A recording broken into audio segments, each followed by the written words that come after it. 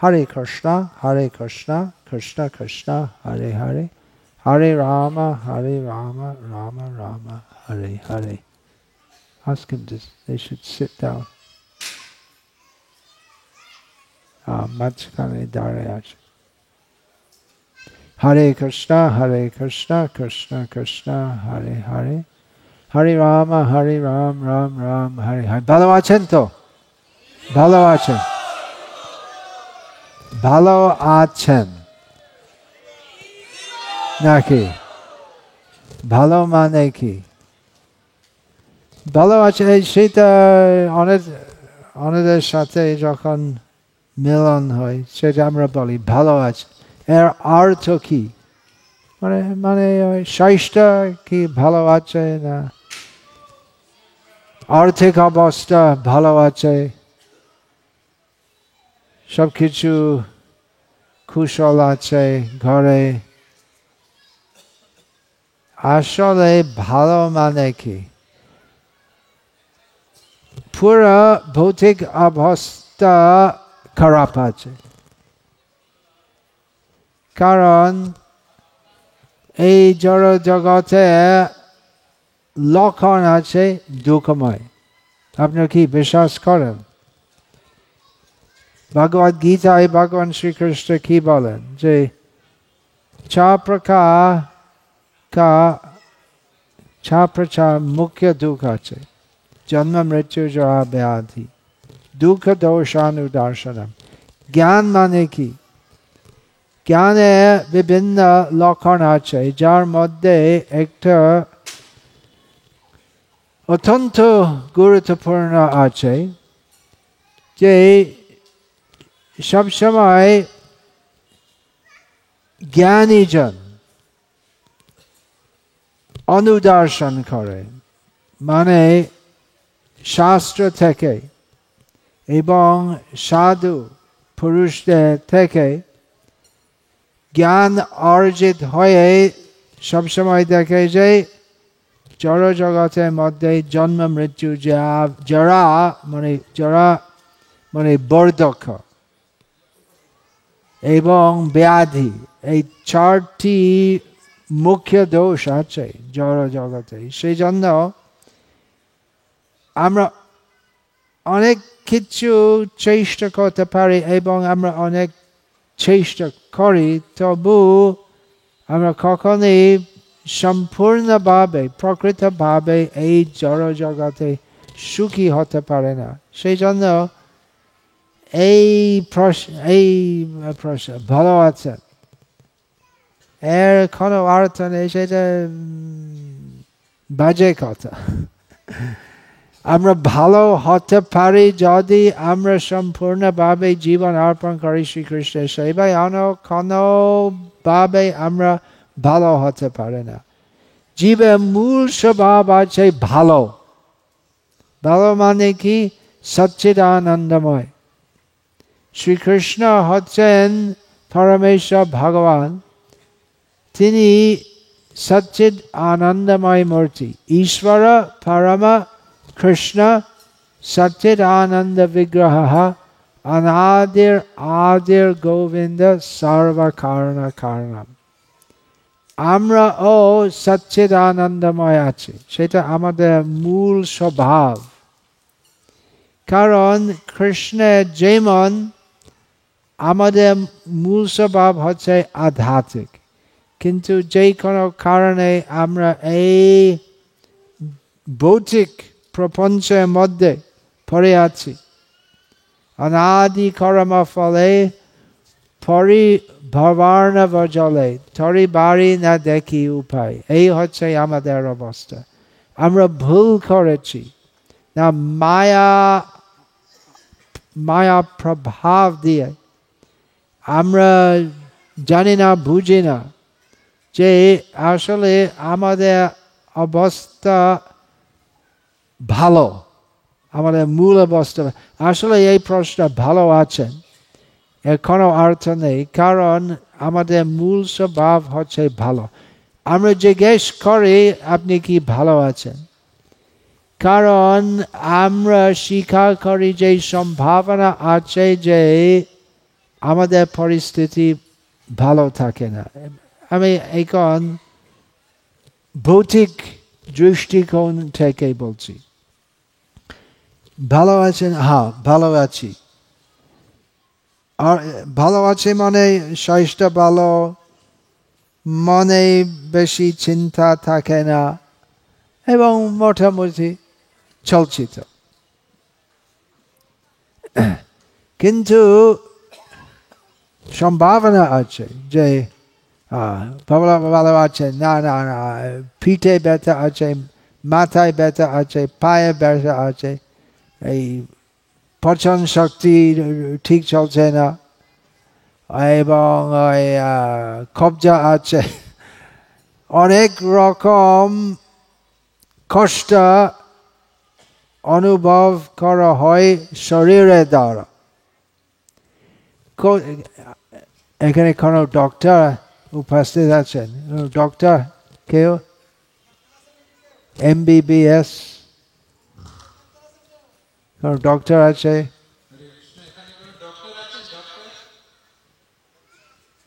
না, আমি ডক্টর, আধ্যাত্মিক ডক্টর। আমি জিজ্ঞেস করতে চাচ্ছিলাম কত রোগ আছে মেডিকেল স্কুলে, তার পরে কত রকম রোগ আছে। একবার আমি জিজ্ঞেস করি, কয়েকবার আমি জিজ্ঞেস করেছিলাম, তারা বলছে যে এক নাই অনেক আছে, এবং আরো নতুন সৃষ্টি হয়, নতুন নতুন রোগের সৃষ্টি হয়। তো আমি ভালো চলছি সেটা আমরা বলতে পারি, কিন্তু যতটুকু আমরা ভালো চলছে না কেন, এক সময় আসবে যার মধ্যে এই শরীর আরো ভালো মতে না খারাপ মতে চলবে না, পতন হবে, মৃত্যু হবে। মায়েরা এখন উলু ধ্বনি দিচ্ছে না। এইসব কথা, সকলে মরণ হবে, উলু ধ্বনি দিচ্ছে।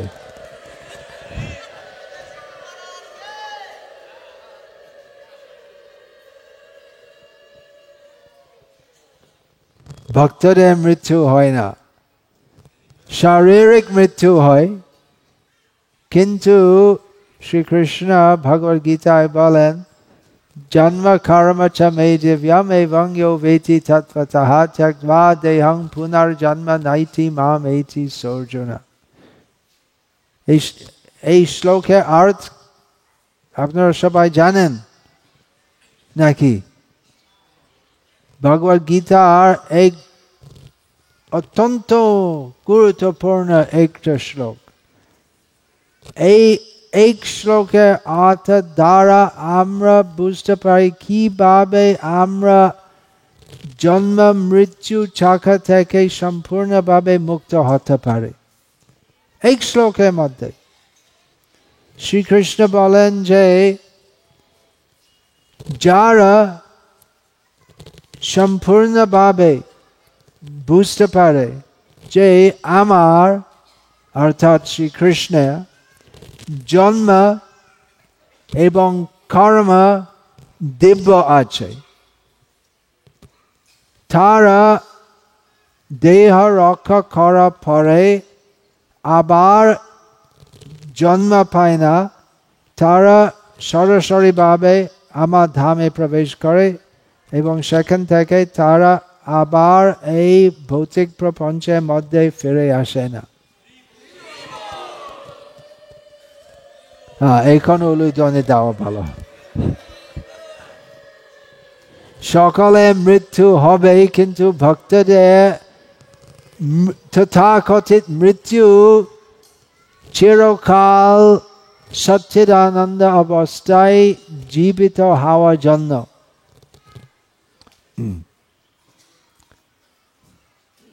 তো সেইটা আমি এখানে এসে বলছি, আপনারা সবাই জানেন, অথবা যদি জানেন না তো জানা উচিত। বসু গোস্বামী এখন বলেছেন যে হিন্দিতে, যে আপনারা সুদুর্লভ মানব শরীর ভারতের মধ্যে লাভ করেছেন। ভারত মানে এখন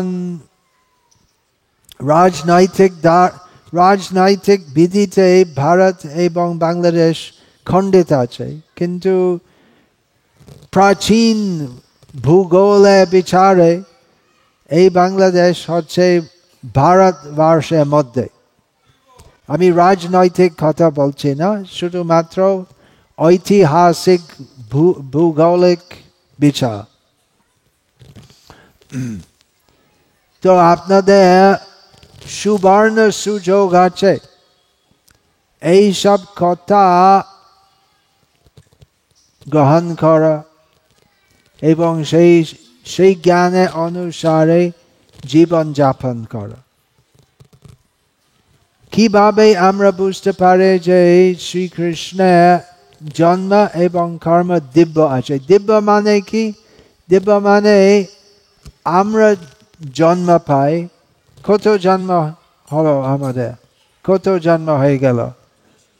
অসংখ্য অসংখ্য। কত জন্ম হয়ে গেল। এইবার মানব জন্ম আমরা পেয়েছি।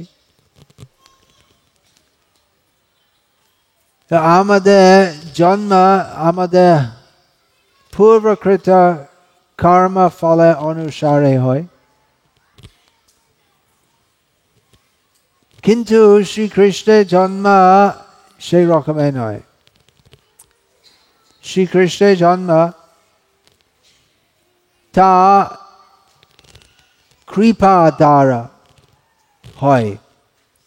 সম্ভবামি আত্মমায়া, এই সকল জ্ঞান আমরা ভগবদ গীতা থেকে পাই। শ্রীকৃষ্ণ অবতীর্ণ হন, প্রকট হন এই প্রাপঞ্চিক জগতে তার মায়ায়। মায়া এই সম্পর্কে মায়া শব্দ মানে শ্রীকৃষ্ণ তার কৃপায় এখানে আসেন। শ্রীকৃষ্ণ কি জন্য এখানে আসেন? আমাদের কৃপা প্রদান করা। তিনি তার অলৌকিক অপ্রাকৃত লীলা দেখান এবং এইভাবে আমাদের প্রোৎসাহিত করেন যে আমরা জন্ম জন্মান্তর এই জড় জগতে থাকি, কিন্তু সেটা দরকার না।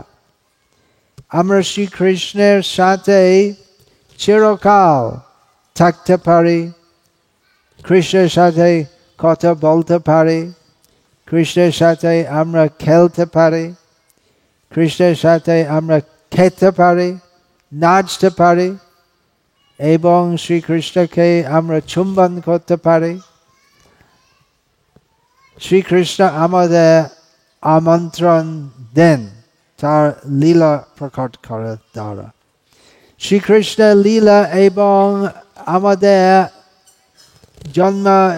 জন্মান্তরে কাম করার মধ্যে কি পার্থক্য আছে? পার্থক্য আছে যে আমরা মায়া দ্বারা প্রভাবিত থাকি।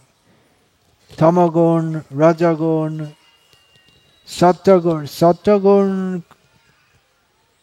খুব কম, আধুনিক যুগে খুব কম সত্যগুণ। রজগুণ বেশি আছে, তমগুণ বেশি আছে। কিন্তু শ্রীকৃষ্ণ সব কিছু যা শ্রীকৃষ্ণ করেন সেটা প্রকৃতির তিন গুণের দ্বারা প্রভাবিত হয় না। শ্রীকৃষ্ণ সদাইব ভৌতিক প্রকৃতির প্রভাব ঊর্ধ্বে থাকেন। এই কথা বুঝতে হবে শুধুমাত্র। এবং আমাদের আরো জন্ম হবে না। কিভাবে আমরা বুঝতে পারি? এটা শুধুমাত্র বুদ্ধির ব্যাপার না। ভৌতিক বুদ্ধি দ্বারা আমরা ভগবানকে বুঝতে পারি না। বুদ্ধি শুদ্ধ হতে হবে। শুদ্ধ চেতনায় আমরা আধ্যাত্মিক উপদেশ বুঝতে পারি। তো কিভাবে চেতনা শুদ্ধ হয়ে যায়, পরিষ্কার হয়ে যায়, সেটা হরিনামের দ্বারা। চৈতো দর্পণ মার্জনম, আমাদের চিত্ত, তার চিত্তার মূল অবস্থা শুদ্ধ হয়। কিন্তু এই ভৌতিক অবস্থায় অশুদ্ধ হয়ে গেল, কারণ কৃষ্ণ ভুলি সেই জীবন আদি বাহিমুখ, অতএব মায়া তারে দেয় সংসার দুঃখ। যে আমি সনাতন সচ্চিদানন্দময় কৃষ্ণ দাস, সেই কথা আমরা নিজে দোষে ভুল করেছি। আমরা কৃষ্ণের সেবা করতে চাই না, সেই জন্য এই জড় জগতে আমরা বাস করি। আমরা কৃষ্ণের বাহিমুখ। সেই কারণে আমরা মায়া থেকে অনেক রকম দুঃখ পাই। কিন্তু আমাদের চেতনা যদি শুদ্ধ হয়ে যায়, তাহলে আমরা বুঝতে পারি যে আমি কৃষ্ণের দাস। আমার একমাত্র কর্তব্য আছে সেই কৃষ্ণের সেবা করা। সেইভাবে সেটা হচ্ছে শুদ্ধ চিত্ত। দূষিত চিত্তায় আমরা মনে করি যে এই শরীর আমি, আমার আত্মীয় স্বজন কুটুম্বের সেবা করা আমার একমাত্র ধর্ম আছে। এখানে আজকে আমরা ঢাকা থেকে আসছিলাম, পথে আমি দেখলাম এক লরি পেছনে লেখা ছিল কর্মই ধর্ম। গাধা ও কর্ম করে। গাধা আজকাল আমরা গাধা বেশি বেশি দেখে, এখন JCB ওইসব মেশিন আছে, কিন্তু শুধু কর্ম আমরা সবই করি। কিন্তু আসল ধর্ম হচ্ছে শ্রীকৃষ্ণের প্রসন্নতার জন্য কর্ম করো। কৃষ্ণার্থে অখিল চেষ্টা। চৈতন্য মহাপ্রভু বলেন যে শুদ্ধ ভক্তরা সবকিছু করে শুধুমাত্র শ্রীকৃষ্ণের প্রসন্নতার জন্য। তো হয়তো আপনারা সন্দেহ করেন যে কিভাবে আমরা সবকিছু কৃষ্ণের প্রসন্নতার জন্য করতে পারি, কারণ আমরা সংসারী, কাজ করতে হবে, টাকা রোজগার করার জন্য, টাকা আনার জন্য সংসার চালানো হয়। সেটা আমরা অস্বীকার করি না, কিন্তু সংসার চালানো কি জন্য করা উচিত? যাতে সকল আত্মীয় স্বজন কুটুম্ব একসাথে সহযোগিতায় শ্রীকৃষ্ণের সেবা করবেন। আপনার সংসার যদি কৃষ্ণ সেবান্মুখ হয়, তাহলে সেই সংসার সন্ন্যাস আশ্রম থেকে অভিন্ন থাকে। কৃষ্ণের সংসার করো, ছাড়ে আনা চা, ভক্তিবিনোদ ঠাকুর বলেন। তো সংসারে থাকেন অধিকাংশ জন, কিন্তু আপনার সংসার কৃষ্ণ কেন্দ্রিত বানাও।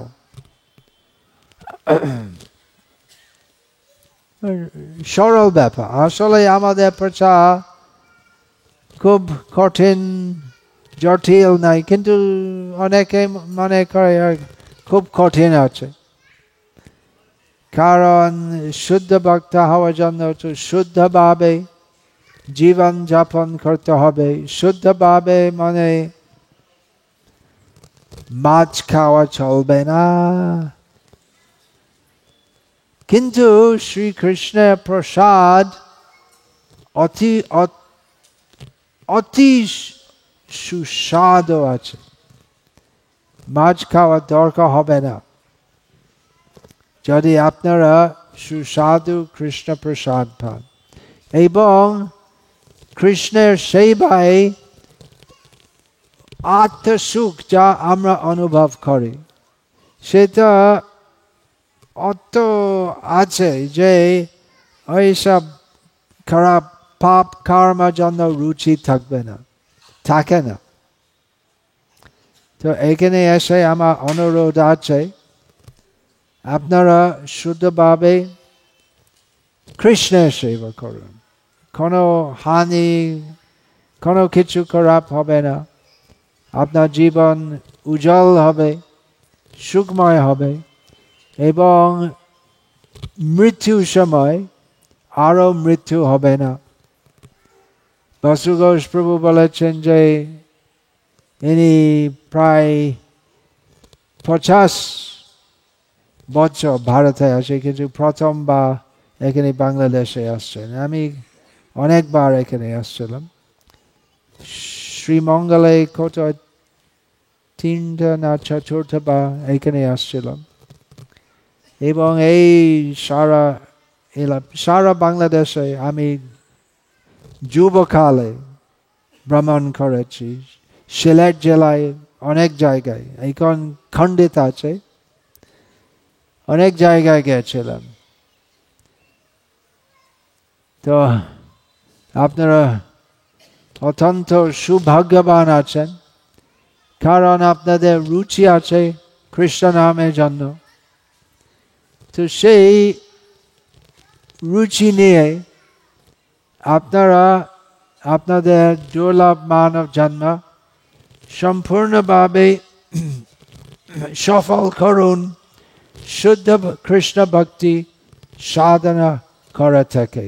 এর সম্বন্ধে আমি একটি ছোট গ্রন্থ লিখেছি। আমি এখানে এসে বাংলাদেশে দেখেছি যে আমরা অনেক জায়গা যাই, কিন্তু বেশি সময় আমরা থাকতে পারি না,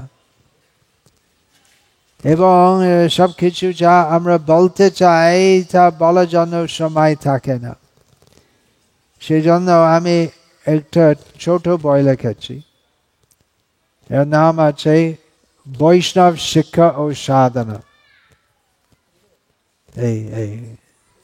এই বই এখনো বাংলাদেশে ছাপানো হয়, উপলব্ধ এখানে। এর মধ্যে আপনারা পাবেন কিভাবে তিলক ধারণ করা হয়, গৌরক্ষা, স্ত্রী সঙ্গ, পরিচ্ছন্নতা, ভোগ নিবেদন ও প্রসাদ গ্রহণ, তুলসী সেবা, পূজা,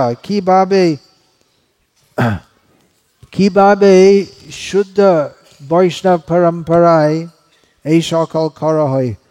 এই অংশ আছে বইয়ের মধ্যে, গৃহে আধ্যাত্মিক পরিবেশ সৃষ্টি, সেটা গুরুত্বপূর্ণ আছে কিনা, সেটা দরকার আছে।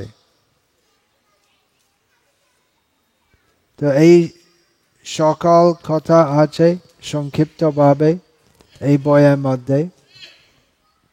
হরে কৃষ্ণ। কারো কোনো প্রশ্ন থাকলে এখন জিজ্ঞেস করুন, যে কোনো প্রশ্ন। আধ্যাত্মিক বিষয়। আমি সর্বজ্ঞ নয়, কৃষ্ণ ভগবান সর্বজ্ঞ আছেন। আমার প্রশ্ন আছে যে আপনাদের মধ্যে কেউ আছে, এবং মনে হয় আছেন, যে আপনারা সবাই জানেন যে এই শুদ্ধ কৃষ্ণ ভক্তি অনুশীলন পন্থা হচ্ছে শ্রেষ্ঠ পন্থা। তো আপনারা সেটা গ্রহণ করছেন না কেন? এই হচ্ছে আমার প্রশ্ন। নীরব। হরে কৃষ্ণ গুরু মহারাজ, আপনার চরণে দণ্ডবোধ প্রণাম। তো গুরু মহারাজ, আমার প্রশ্ন হচ্ছে আমি কিভাবে কৃষ্ণের প্রতি আরো কিভাবে কৃষ্ণ ভক্তি আরো ডেভেলপ করতে পারি? এখন কি, হরে কৃষ্ণ, এখন কি করেন কৃষ্ণ ভক্তিতে? কি করেন এখন? শ্রবণ কীর্তন সেবন সাধু সঙ্গ প্রসাদ সেবা সেই সব করেন? করার চেষ্টা করছি, চেষ্টা করছি গুরু মহারাজ। সেটা করুন। আপনার আশীর্বাদ দরকার গুরু মহারাজ, আশীর্বাদ করবেন, কৃপা আশীর্বাদ করবেন। ভক্তি, হরে কৃষ্ণ শব্দ আসছে ভক্তির সমৃদ্ধ সিন্ধু, সেই গ্রন্থের মধ্যে সব আদেশ নির্দেশ যা আছে সেই সকল পালন কর। সেটা নাই, আপনি জিজ্ঞেস করছেন যে কিভাবে আমরা আরো কৃষ্ণ ভক্তি ডেভেলপ করতে পারি। কি মনে করছেন যে কিছু আছে যে আমরা বলছি না? কিছু আছে যে আমরা গুপ্ত রাখি। সকল কিছু আছে যা আমরা বলি, যা আমরা দিচ্ছি সেইটি পথ। শুরুতেই কি করা হয়? শ্রবণ কীর্তন স্মরণ ইত্যাদি, এবং শুরু থেকে একদম চরম স্তর পর্যন্ত সেইটি করা হয়।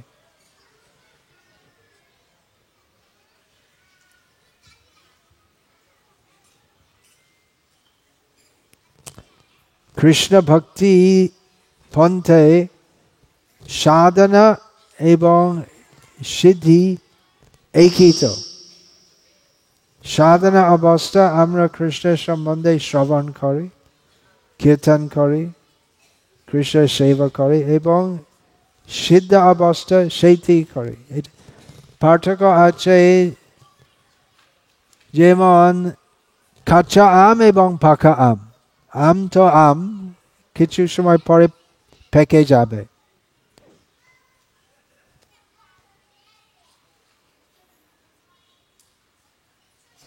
হরে কৃষ্ণ, হরে কৃষ্ণ, হরে কৃষ্ণ, হরে কৃষ্ণ গুরু মহারাজ। আমার একটি প্রশ্ন হচ্ছে, আমি ভক্তি জীবনে আসার পরে ভগবানের সেবা করতে গিয়ে ভক্তি জীবনে আসার পরে হ্যাঁ, ভগবানের সেবা করতে গিয়ে মাঝে মধ্যে মনে হয় যে মাঝে মধ্যে কিছুটা ভয় কাজ করে যে কৃষ্ণ কি আমার প্রতি খুব বেশি সন্তুষ্ট হচ্ছেন কিনা, আমি কিভাবে আরো বেশি কৃষ্ণকে সন্তুষ্ট করতে পারবো, এই ধরনের খুব ভয় কাজ করে। আমি কি কৃষ্ণকে লাভ করতে পারবো কিনা? ভয় কেন? এটা কৃষ্ণ ভক্তি জীবন হচ্ছে নির্ভয় জীবন। ভজ হরে মন শ্রীনন্দনন্দন অভয় চরণারবিন্দরে। একমাত্র ভয় হওয়ার উচিত যে আমি আবার মায়াতে পড়ব না, সেটা আমাদের ভয় হওয়া উচিত। কিন্তু আমাদের বিশ্বাস হওয়া উচিত যে শ্রীকৃষ্ণ আমাদের রক্ষা করেন, পালন করেন। শ্রীকৃষ্ণ হচ্ছেন আমাদের পরম বন্ধু, তো কি ভয় আছে? হরে কৃষ্ণ মহারাজ, আপনার শ্রীচরণে দণ্ডবত প্রণাম। মহারাজ, আমার বাসা খুলনা বাগেরহাট, আমি অন্য ডিস্ট্রিক্টের লোক। আমি এইখানে শ্রীমঙ্গলে স্পোর্টস টিচার হিসেবে আছি। এখন আমার বিভিন্ন জায়গায় খেলাধুলার জন্য, যেমন খুলনা, বাগেরহাট, রংপুর, রাজশাহী, সব জায়গা যেতে হয়। তবে আমি নিরামিষ ভোজি। এখন আমি নিরামিষ, তবে যখন আমি বাইরে যাই তখন এইটা খুব টাফ বিষয় হয়ে যায়। এখন আমি কি করে আরও দৃঢ়তার সাথে ভক্তি জীবনে সমর্পিত হতে পারবো, এইটার উত্তর চাই আপনার কাছে। হরে কৃষ্ণ। প্রশ্ন কি? সবসময় ভ্রমণ করা হয়, অনেক জায়গা ভ্রমণ করা হয়।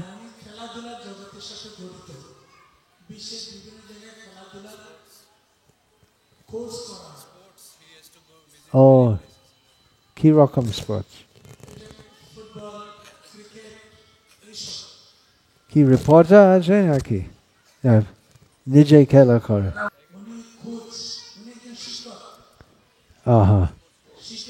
তো যেখানে যেখানে যান সেখানে হরে কৃষ্ণ বলুন। হরি বল। एक भक्त তার নাম Peter Burwash, Canadian, tennis champion ছিলেন। তারপরে প্রভুপাদ আসলে প্রভুপাদ থেকে দীক্ষা নেন না, কিন্তু প্রভুপাদ থেকে উপদেশ নিয়েছেন। প্রভুপাদ বলেছেন যে ঠিক আছে, তো টেনিস খেলো, শিখো, আর সাথে সাথে নাম জপ করো ইত্যাদি।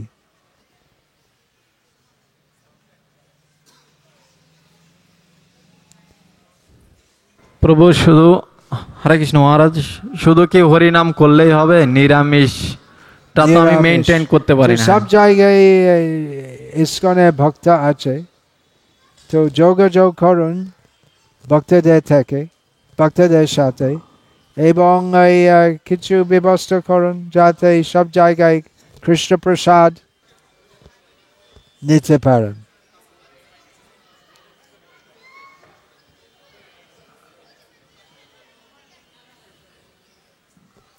সব জায়গায় ইসকনে ভক্ত আছে, যোগাযোগ করুন যাতে সব জায়গায় কৃষ্ণ প্রসাদ সেবা করতে পারবেন। হরি বল। ইচ্ছা থাকলে উপায় হয়।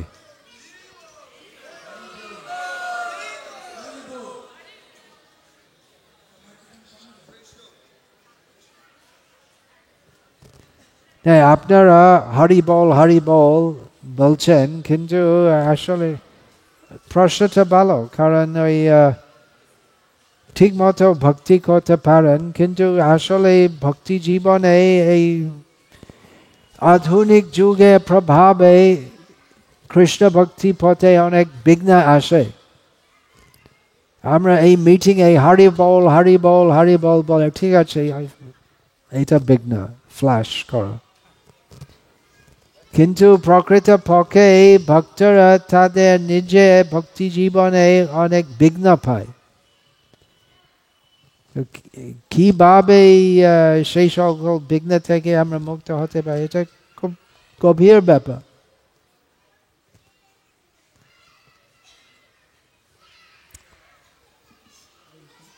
হরে কৃষ্ণ। মহাদারের চরণে ধন্যবাদ, প্রণাম। মঞ্চা কল্পতার উপস্থিত কৃপা সুন্দর মহারাজ, আপনার চরণে আমার ক্ষুদ্র একটি প্রশ্ন, সেটা হচ্ছে ভক্তি জীবনে আমাদের কিছু ক্ষুদ্র অহংকার, যেটার কারণে আমরা ভক্তিতে অগ্রসর হতে পারি না, সেটাকে পরে আমাকে বল। ভক্তি জীবনে কিছু আমাদের ক্ষুদ্র অহংকার, যেটা আমাদের ভক্তি জীবনে বাধা হয়ে দাঁড়াচ্ছে, সেটাকে কিভাবে এই থেকে নিবৃত্তি লাভ করা যেতে পারে? আর অহংকার ভালো আছে। অহংকার যদি আমরা মনে করি যে অহংকার মানে অহংকার, অহম, যদি আমরা মনে করি অহম কৃষ্ণ দাস, সেই অহংকার ভালো। কিন্তু যে আমি বড়, আমি শ্রেষ্ঠ, সেই ভৌতিক অহংকার হচ্ছে ভক্তি জীবনে সবচেয়ে বড় বাধা। কিন্তু কিভাবে সেই রকম ভৌতিক অহংকার থেকে আমরা মুক্ত হতে পারি? খুব সরল ব্যাপার, শুধুমাত্র এই বুঝতে হবে যে আমি কৃষ্ণের দাস আছি, সেইটি কৃষ্ণের দাস, বৈষ্ণব দাস, আমি বড় নয়, সেইটি। হরে কৃষ্ণ। মহারাজ, আরেকটা ক্ষুদ্র প্রশ্ন ছিল, সেটা হচ্ছে কি, আমার জব করার সময় যদি আমি ধরেন কোনো কারণে আমি কৃষ্ণ চিন্তা করি, সেটা কি আমার জবটা হচ্ছে নাকি এটা কাউকে জবে অপরাধ হচ্ছে, এটা আমি একটু জানতে চাই। জব করার সময় ধ্যান থাকে না নাকি? জবের সময় কৃষ্ণ চিন্তা যদি চলে আসে বা কৃষ্ণ চিন্তা হয়, সেটা কি আমার জবে অপরাধ হচ্ছে? জপের সময় কৃষ্ণ চিন্তা করা উচিত, সেই জন্য জপ করা হয় না। নাম এবং নামে অভিন্ন। হরে কৃষ্ণ। গুরু মহারাজ, আপনার শ্রীচরণ কমল আমার দণ্ডবোধ প্রণাম। গুরু মহারাজ, আমরা সবাই একসাথে সেবা করতে গিয়ে, গুরু মহারাজ আমি এদিকে, একসাথে সেবা করতে গিয়ে অনেক সময় দুষ্ত্রুটি দেখা হয়, মানে চোখে পড়ে। তো আমরা কিভাবে দুষ্ত্রুটি না দেখে আরো দৃঢ়তার সাথে ভক্তি জীবনে অগ্রগতি লাভ করতে পারবো?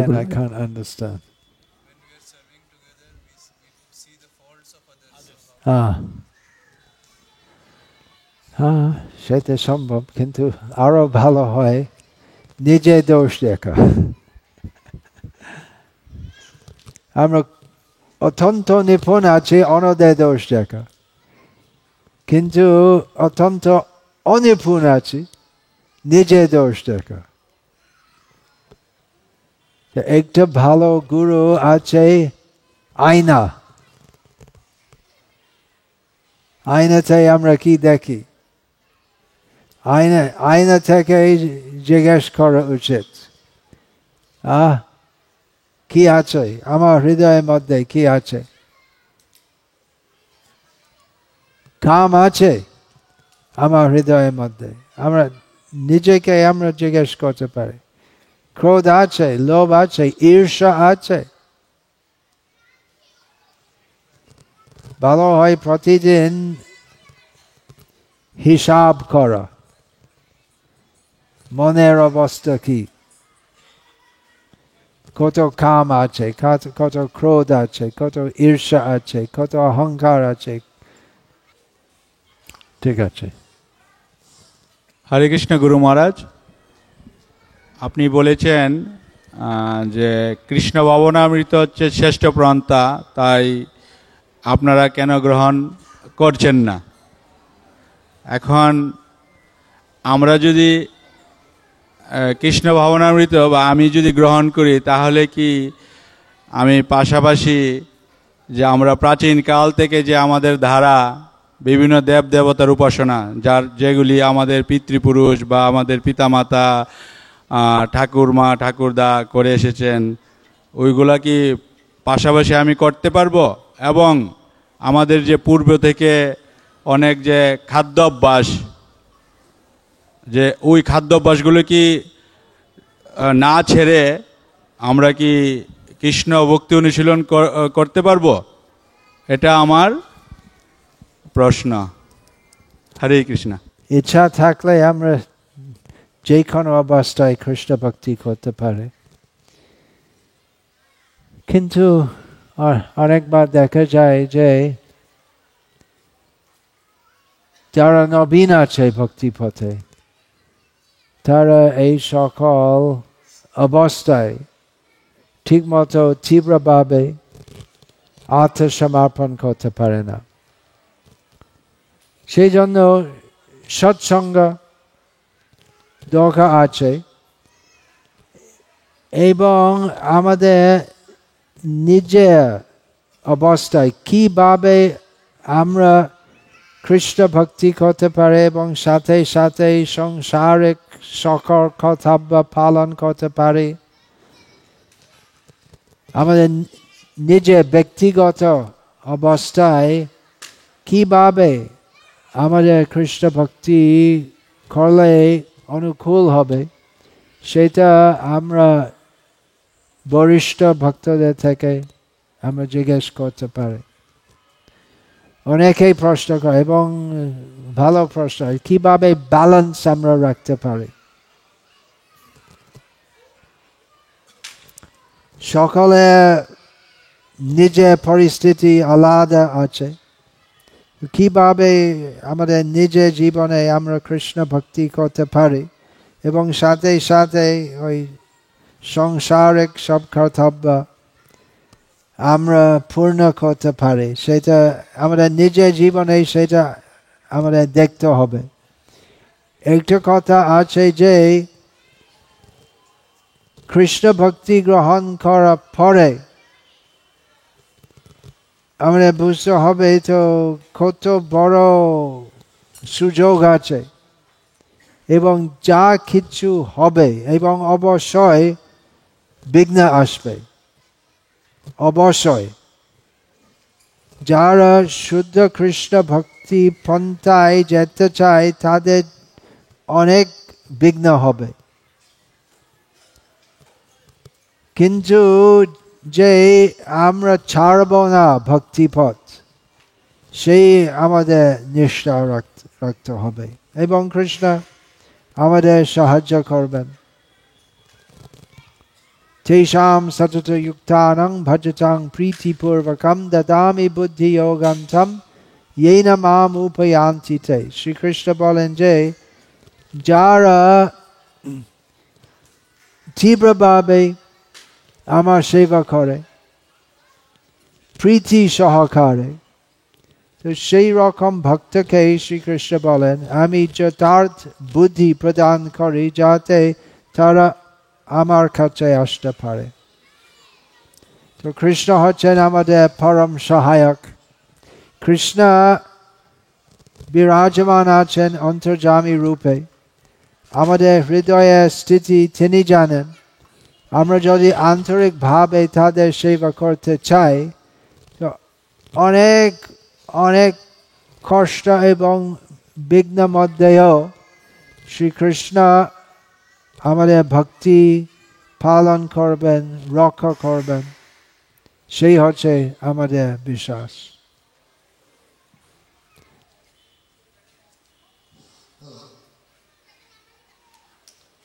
হরে কৃষ্ণ। শ্রী শ্রী গুরু মহারাজ, আমার একটি প্রশ্ন হচ্ছে, আমি একজন মহা অবতারের দীক্ষা নেব।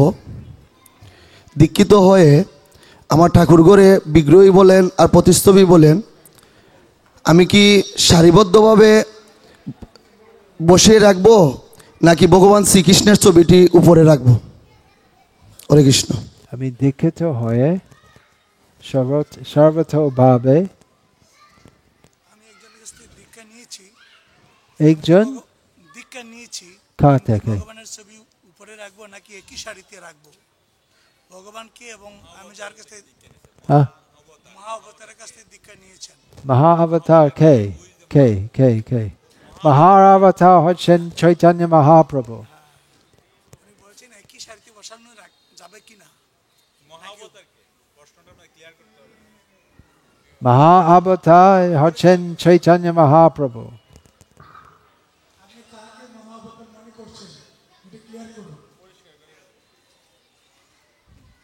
দীক্ষা আমি এখনো নেই নাই, যেমন আমাদের বাড়ির পাশে প্রভু জগৎ সুন্দর। একটা প্রস্তাব আছে, আপনি ওই শুদ্ধ ভক্তি পন্থার গ্রন্থ ভগবদ গীতা যথাযথ শ্রীমদ্ ভাগবত পাঠ করুন। বিশেষ করে ভগবদ গীতা হচ্ছে শ্রীকৃষ্ণের নিজস্ব উপদেশ সকল জীবদের জন্য, এবং শ্রীমদ্ ভাগবত হচ্ছে শ্রীকৃষ্ণের গ্রন্থ অবতার এই কলিযুগের জন্য। তো যাতে আপনি ঠিক মতো বুঝতে পারেন আধ্যাত্মিক পন্থা কি আছে, এই দুটি গ্রন্থ আপনি পাঠ করুন। অনেকে বলে যে আমার গুরু মহা অবতার আছে, কিন্তু মহা অবতার আছে কি না সন্দিগ্ধ। মহা অবতার হচ্ছেন ভগবান চৈতন্য মহাপ্রভু, এবং এই সকল গুরু যারা তার পরম্পরায় আসে তারা বলে না যে আমি মহা অবতার আছি, তারা বলেন যে চৈতন্য মহাপ্রভু হচ্ছেন মহা অবতার এবং আমি চৈতন্য মহাপ্রভুর সেবক আছি। যারা নিজেকে ভগবান বলেন তারা অবশ্যই ভগবান নাম।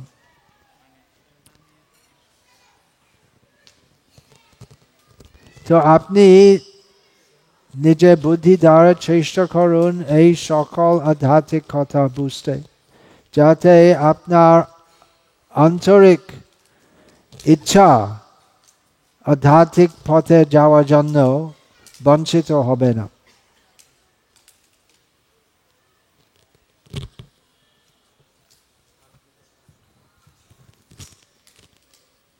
ঠিক আছে?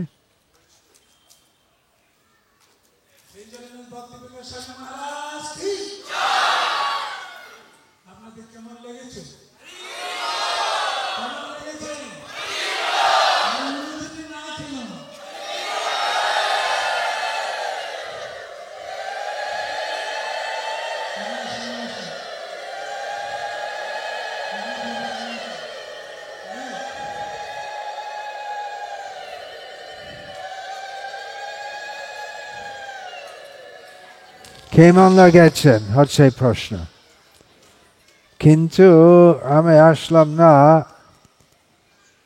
মনোরঞ্জন করার জন্য, সেই অর্থে আমি এখানে আসছিলাম না। মূল্যবান বস্তু যে আমি শিল প্রপাত থেকে পেয়েছি তার সম্বন্ধে আপনাদের কিছু সূচনা দেওয়ার জন্য আসছিলাম।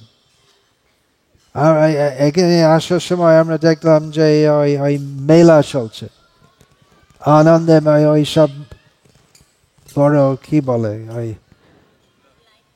বিনোদের মেলা আছে, তো সেটাও আপনারা ভালো লাগতে পারে। কিন্তু ভালো লাগলে অথবা ভালো না লাগলে যদি আপনারা কিছু শিক্ষা পাইছেন, আমার এখানে আসার উদ্দেশ্য পূর্ণ হচ্ছে।